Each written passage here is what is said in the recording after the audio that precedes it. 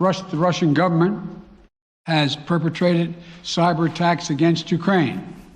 We saw a staged political theater in Moscow, outlandish and baseless claims that Ukraine was about to invade and launch a war against Russia, that Ukraine was prepared to use chemical weapons, Ukraine committed a genocide without any evidence. We saw a flagrant violation of international law in attempting to unilaterally create two new so-called republics on sovereign Ukrainian territory. And at the very moment that the United Nations Security Council was meeting to stand up for Ukraine's sovereignty, to stave off invasion, Putin declared his war. Within moments, missile strikes began to fall on historic cities across Ukraine.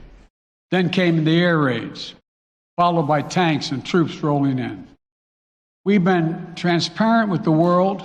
We've shared declassified evidence about Russia's plans and cyber attacks and false pretexts so that there could be no confusion or cover-up about what Putin was doing. Putin is the aggressor. Putin chose this war, and now he and his country will bear the consequences. Today, I'm authorizing additional strong sanctions and new limitations on what can be exported to Russia. This is going to impose severe cost on the Russian economy, both immediately and over time.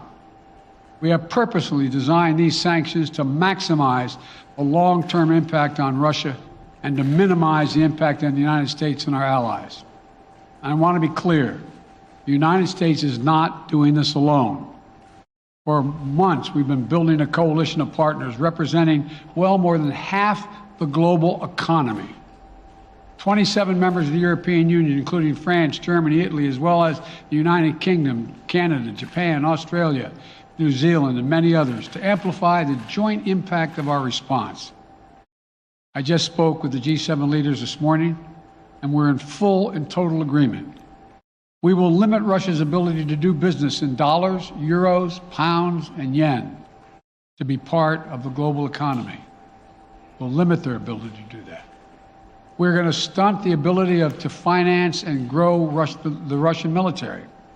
We're going to impose major, and we're going to impair their ability to compete in high-tech 21st century economy.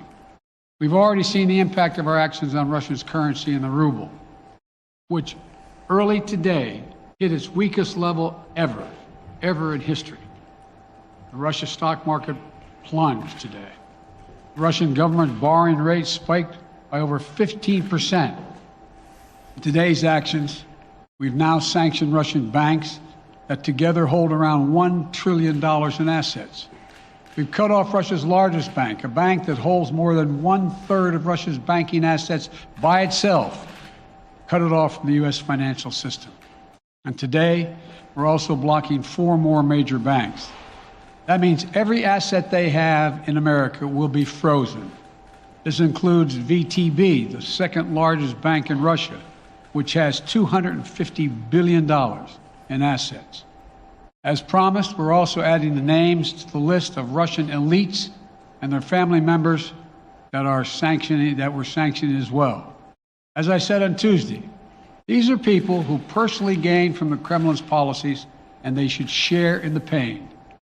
We will keep up this drumbeat of those designations against corrupt billionaires in the days ahead.